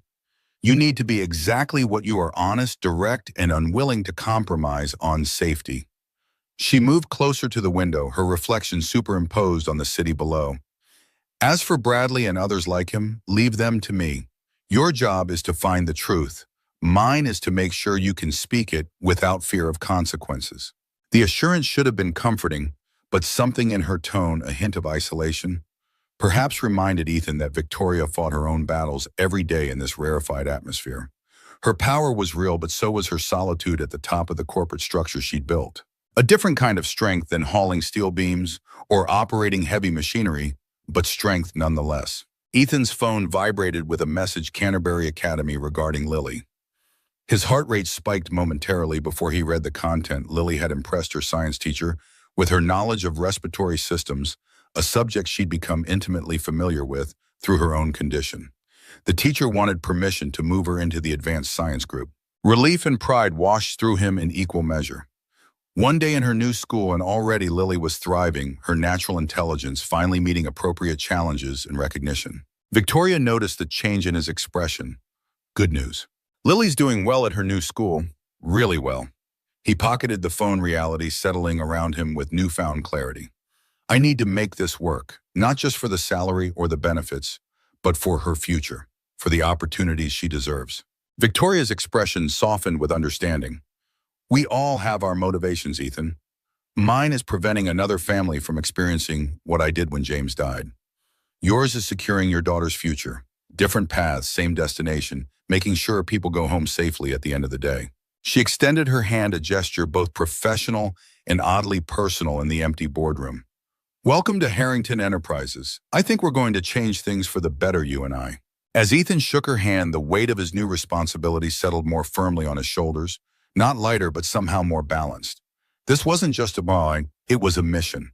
A chance to ensure other children didn't lose parents to preventable accidents, other workers didn't sacrifice safety for fear of losing livelihoods. A purpose worthy of the sacrifice of pride, worthy of stepping into a world where he didn't naturally belong. For Lily, for men like Tom, for families like his own.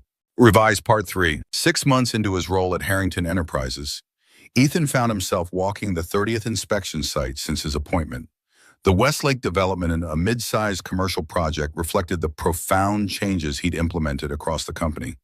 Workers greeted him by name. Site managers shared concerns openly rather than hiding problems. And safety protocols were followed not just when inspectors visited. What had begun as suspicion toward the CEO's pet project had evolved into genuine respect. Built on results, Ethan's initiatives had reduced workplace accidents by 38%, while improving project completion times by 12%. The morning sun glinted off his company tablet as he reviewed final compliance data. These daily moments still occasionally struck him as surreal, the former construction worker now wielding authority that could halt multi-million-dollar projects with a signature. His weathered hands, still bearing calluses despite 6 months in management, moved confidently across the screen, authorizing the final safety certification. All clear, boss. The site foreman, a veteran named Ramirez, who'd initially been among the most skeptical of Ethan's appointment, waited expectantly. Ethan nodded, sending the approval with a tap. Clean report. Your team's implementation of the new scaffold protocols is exactly what we needed across all sites. I'm recommending your approach as the company standard. The pride in Ramirez's expression reflected another victory in the cultural transformation Ethan had championed, recognition flowing to those who prioritize safety, not just those who cut costs or accelerated timelines. Back in the company SUV, Ethan checked his schedule for the quarterly safety review with Victoria and the executive team that afternoon. His phone buzzed with a text from Tom Jenkins, whom Ethan had recruited from Chicago Heights 3 months earlier to lead hands-on safety training. The older man had found new purpose in his role, his decades of experience finally valued beyond measure. Lunch today, got something to run by you, Tom's message read. Before Ethan could respond, another notification appeared, a message from Victoria marked urgent. The contents sent a cold ripple down his spine. Anonymous tip received about Lakefront Tower. Possible serious safety compromises. Need your eyes on this immediately. Michael will meet you there. The Lakefront Tower project represented everything Harrington Enterprises publicly stood for. Sustainable luxury development incorporating James Harrington's patented safety innovations. The flagship project carried premium pricing justified by these proprietary systems. If corners were being cut there, the implications would extend far beyond a single building. 20 minutes later, Michael opened the SUV door outside the construction site. The head of security's expression was grimmer than usual. Ms. Harrington received detailed photographs yesterday evening showing what appears to be substitution of standard materials for the proprietary systems specified in the designs. She's kept this between only us three for now. Ethan absorbed this, understanding the significance of Victoria's discretion. She suspects someone high-level is involved. Michael nodded, once his crisp professionalism never wavering. She's loaded override access to all areas onto your badge. I'll accompany you, but this is your inspection. The site manager, Diana Chen, materialized almost instantly when they passed the security checkpoint, her welcoming smile not quite reaching her eyes. Mr. Miller, what a surprise. We weren't expecting you today. Routine follow-up. Ethan maintained casual professionalism while noting the subtle tension in Diana's posture. I'd like to see how the sustainability systems integration is progressing. Of course, we're actually ahead of schedule on those installations. Her response came too quickly, too smoothly.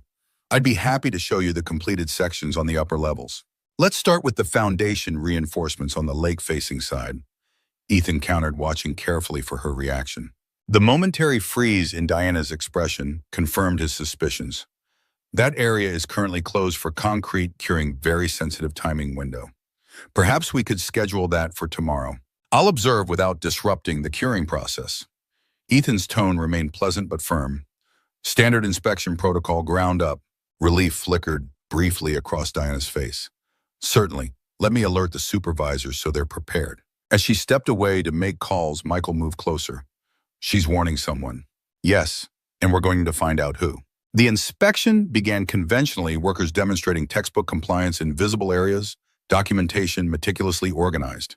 Yet subtle discrepancies accumulated as they progressed through the structure. Supervisors appeared excessively prepared areas, too recently organized paperwork, too perfectly aligned with the requirements. On the 12th floor, Ethan spotted the first concrete evidence of deception. The fire suppression system installed during an active maintenance procedure used standard commercial components rather than the proprietary HydroShield technology developed by James Harrington and prominently featured in marketing materials. Without comment, Ethan documented the discrepancy, his tablet automatically logging location and timestamp. Diana's increasingly frequent calls and text messages betrayed growing anxiety as they continued upward through the building. By the 27th floor, the pattern was unmistakable. Corners cut on non-visible systems, inferior materials substituted throughout the internal infrastructure, safety redundancies eliminated to accelerate timelines and reduce costs. None of the violations would be apparent to building inspectors focused on minimum code requirements rather than the premium standards Harrington promised its clients. Diana received a call that transformed her expression from controlled concern to barely concealed panic. Mr. Miller, an urgent situation requires my attention. My assistant will continue. I need to see the foundation reinforcements now, Diana. Ethan abandoned the pretense of routine inspection. Not tomorrow, not after consulting with whoever's been messaging you. Now, their confrontation hung in the air, Diana's professional facade cracking under pressure. Those areas are restricted for safety reasons. Don't cite safety protocols to me. Ethan's voice remained level despite the intensity beneath. Either take me there, or I'll use override access and go myself. Diana's shoulders slumped in defeat. The calculation visible in her eyes: cooperate and potentially salvage some control over the situation, or resist and guarantee complete exposure. Follow me, but I want it on record that I advised against disturbing the ongoing work. The descent to the foundation level required bypassing 2 security checkpoints, where guards clearly expected to turn them away until Michael displayed Victoria's direct authorization. The foundation area, designed to withstand both Chicago winters and Lake Michigan's erosive pressure, revealed violations exceeding Ethan's worst expectations. The specialized water-resistant concrete mixture specified in designs had been replaced with standard commercial grade. The proprietary reinforcement system, James Harrington's patented technology that justified premium prices, was entirely absent, substituted with conventional materials that would begin degrading within 5 years. Most critically, safety redundancies designed to prevent catastrophic failure had been eliminated entirely. Ethan documented everything methodically, building a comprehensive case of deliberate fraud, not mere cost-cutting or timeline acceleration, but calculated deception designed to maximize profit while providing residents a false sense of security. "Who authorized these changes?" Ethan finally asked, turning to Diana. Her response wasn't directed at him, but at someone behind him. "I followed the modified specifications exactly as provided. Every change was approved at the executive level." Bradley Wilson stood at the entrance to the foundation area, 2 security guards flanking him. His expression conveyed not surprise, but cold fury at being caught. "This is a restricted area, Miller. Your inspection authority doesn't extend to active construction zones without proper clearance." Ethan held up his tablet, displaying Victoria's authorization. "I have all the clearance I need. The question is why Harrington's flagship project is being built with substandard materials while charging premium prices for proprietary technology that isn't actually installed." Bradley's smile never reached his eyes. "Design optimizations. Cost-benefit analysis showed the original specifications were unnecessarily conservative. My team adjusted for market realities. These aren't optimizations. They're fraudulent substitutions that compromise the entire structure." Ethan advanced months of accumulated frustration with Bradley's obstruction, finding focus in this moment of clarity. People are paying millions for condos marketed as having James Harrington's safety innovations. Innovations that don't exist in this building. Market positioning and technical implementation are different concerns. Bradley's dismissive tone revealed his fundamental contempt. "No regulations have been violated. The building meets all code requirements. It's not about meeting minimum code. It's about delivering what customers are paying for." Ethan gestured toward the substandard materials surrounding them. "Does Victoria know you've gutted her husband's legacy to increase your department's profit margins?" The question struck home, Bradley's composure slipping momentarily. "Victoria approves overall project parameters, not specific implementation details. She understands the realities of remaining competitive in this market. You're gambling with lives to pad quarterly numbers." Ethan's voice hardened. "This building will start failing within 5 years. Maybe sooner, with climate change accelerating lake-level fluctuations." Bradley stepped closer. "You're out of your depth, Miller. This isn't a construction site where you can throw around accusations based on your limited understanding. These decisions involve complex financial and engineering trade-offs that someone with your background couldn't possibly comprehend." "I understand enough." Ethan held up the tablet. "Documentation of every substitution, every eliminated safety feature, every fraudulent implementation. Comparison photos showing what's marketed versus what's actually installed. Time-stamped and location verified." Bradley's expression darkened. "That tablet is company property containing proprietary information. Hand it over immediately." "The data's already uploaded to the secure server Victoria and I established for the safety audit program." Ethan's preparation for exactly this scenario paid off in Bradley's momentary flash of alarm. Copies sent automatically to Victoria and Robert, secured against deletion even by executive override. The security guards shifted, uncomfortably caught between conflicting authority structures. Bradley calculated his next move with practiced precision. "This is a simple misunderstanding that we can resolve internally. I suggest we continue this discussion in my office." "There's nothing to discuss. Victoria needs to see this immediately. Bradley's phone rang, the caller ID displaying Victoria's name, confirmation that the uploaded evidence had reached her. His expression shifted from controlled anger to calculating damage control as he answered. The conversation was brief, his responses clipped and professional despite the visible tension in his posture. When he disconnected, his gaze fixed on Ethan with cold hatred barely concealed beneath corporate veneer. Victoria has ordered an immediate halt to all construction activities. She's on her way with the general counsel and independent engineers.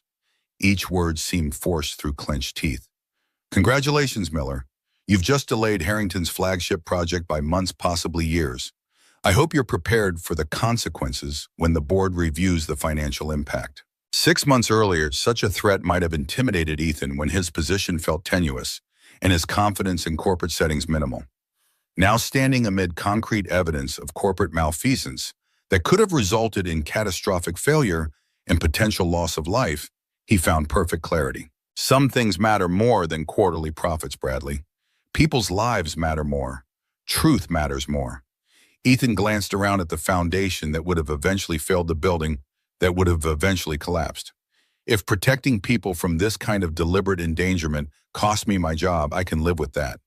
Can you live with what would have happened if this had never been discovered? The question hung between them, unanswered and perhaps unanswerable from Bradley's perspective, where human costs were just another variable in financial equations. Victoria arrived with the efficiency of deployed emergency services, general counsel, independent engineers, corporate security, and Robert Davis forming a coordinated response team that secured the site and began comprehensive documentation. Her expression remained composed, but fury radiated from her in almost tangible waves as the engineers confirmed each of Ethan's findings. Bradley maintained professional demeanor throughout the initial investigation, offering technical explanations and deflecting responsibility toward unnamed subordinates. The performance might have been convincing to outsiders, but Victoria's increasing coldness suggested she saw through the facade. When the preliminary assessment concluded, Victoria addressed the assembled team with controlled precision. Lakefront Tower construction is officially suspended pending full independent audit. All marketing materials will be amended immediately to reflect actual specifications rather than promised ones. Bradley, Diana, you'll both provide complete documentation of every modification from original plans, including authorization chains and financial impacts. Bradley attempted interjection, but Victoria's raised hand silenced him instantly.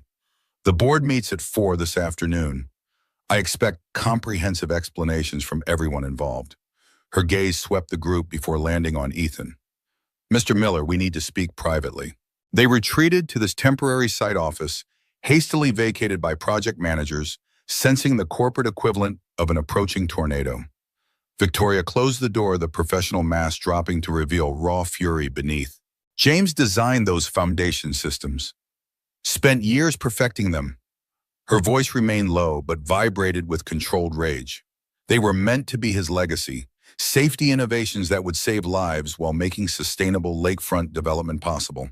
Ethan maintained respectful silence, recognizing the personal betrayal beneath the professional one. Victoria paced the small space, energy too intense for stillness.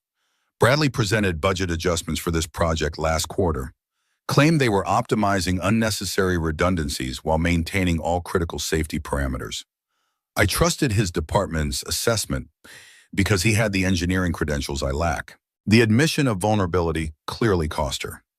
Victoria Harrington was not accustomed to being outmaneuvered, particularly on matters connected to her husband's work.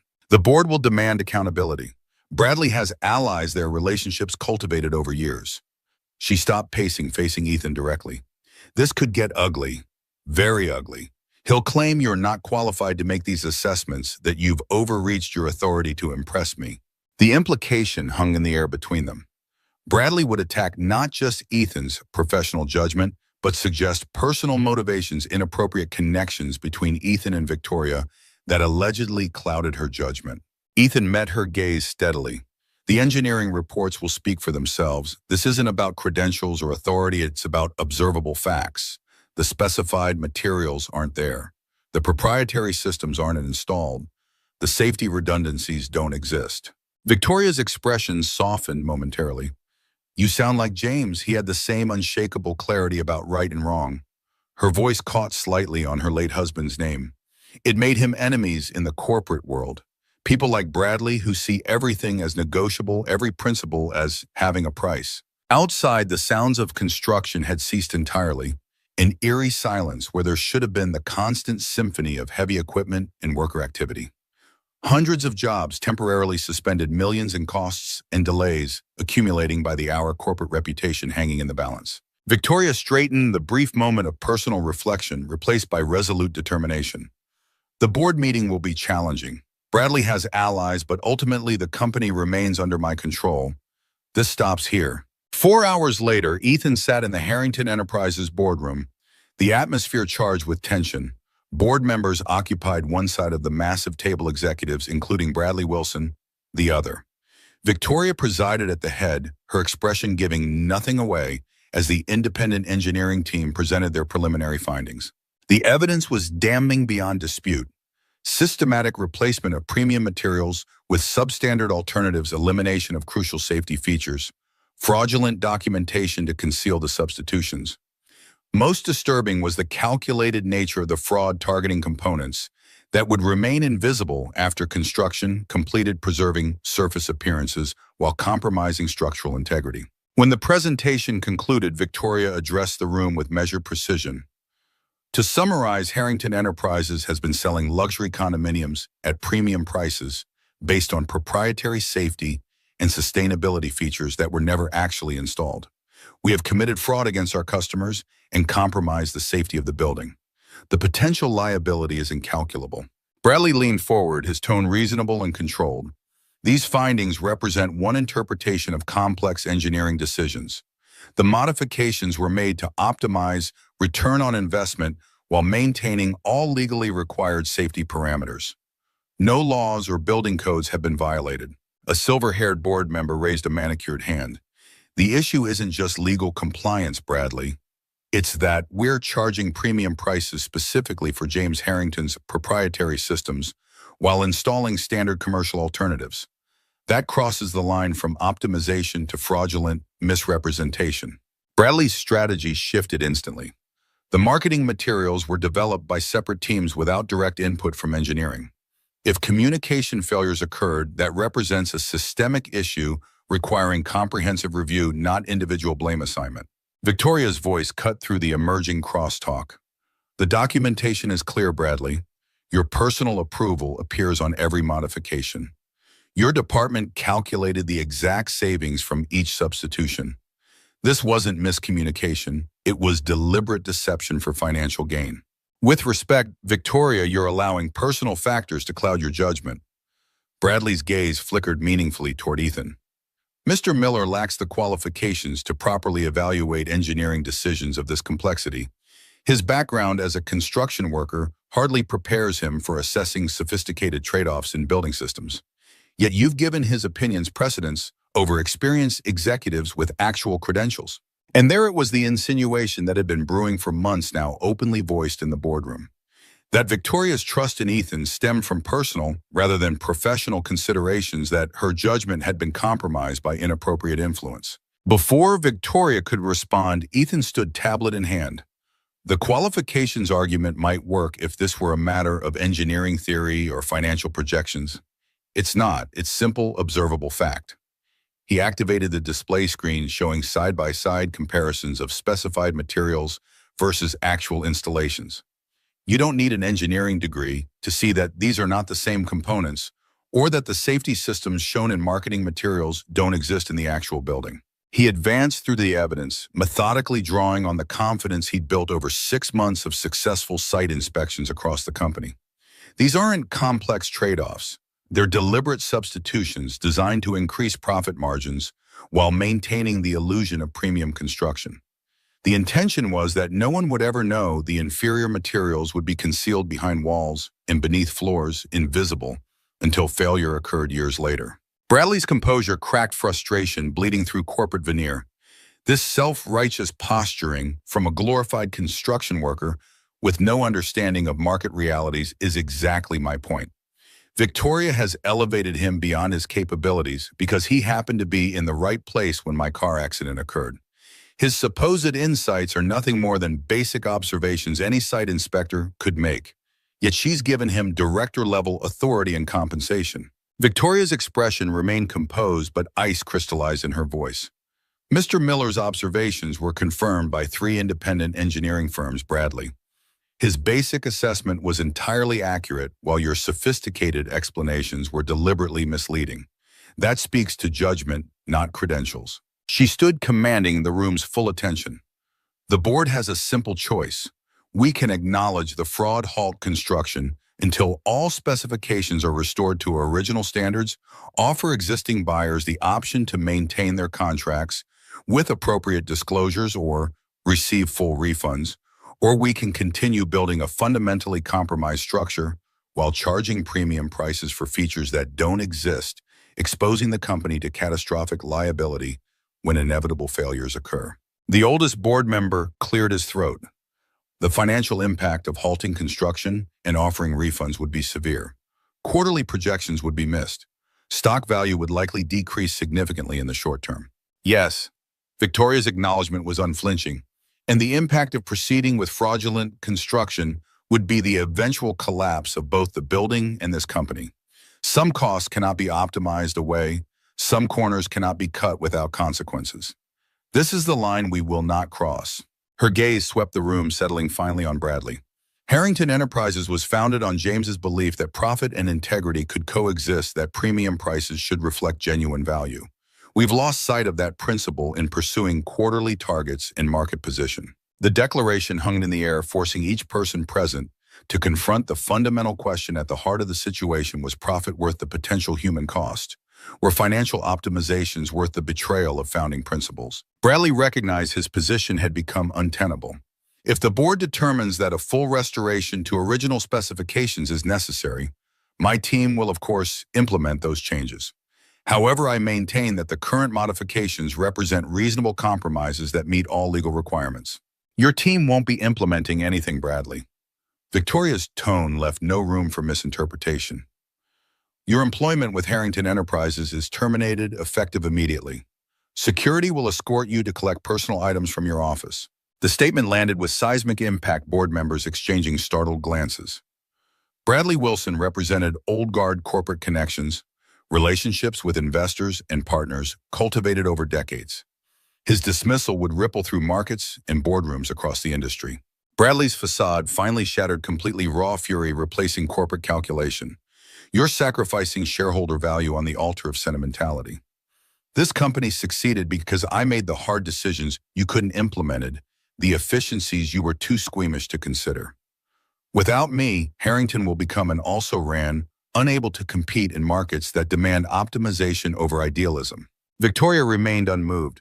Perhaps, but it will be a company I can lead with integrity, one worthy of the name it bears. She turned to the board members. I recognize this decision may not align with short-term financial priorities. If the board wishes to discuss my leadership in light of today's events, I'm prepared for that conversation. The implied challenge, choose between her principles or finding a new CEO, created momentary silence.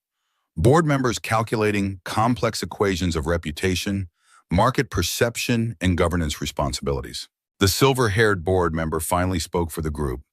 Victoria, while the financial impact concerns us, the potential liability and reputational damage from continuing with compromised construction would be far greater. The board supports your decision regarding both the Lakefront Tower project and Mr. Wilson's termination.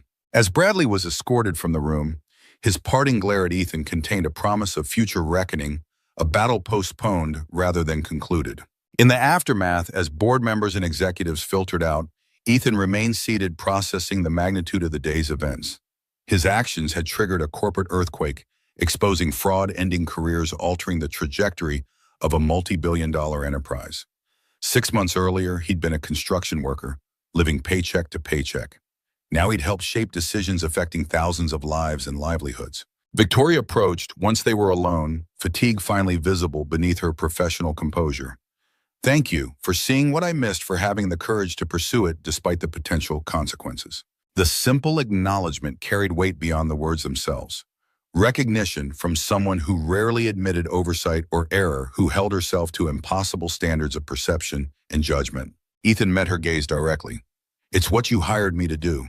See what others miss, speak truth regardless of hierarchy or politics. Yes, a slight smile softened her expression, though I admit I didn't anticipate quite this level of corporate upheaval when I created your position. Through the boardroom windows, Chicago spread before them, the skyline they'd both helped shape in different ways.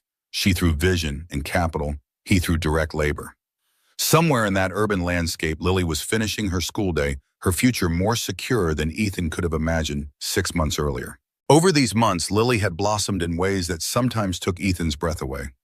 Her asthma attacks had decreased significantly under proper medical care, her natural intelligence finding challenge and recognition at Canterbury. The blue bedroom overlooking the lake had become her sanctuary filled with science projects and books.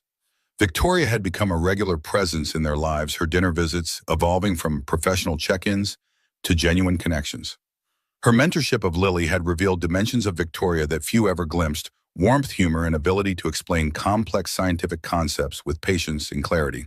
Victoria followed his gaze toward the horizon. Bradley's accusations will persist in whispers even after he's gone.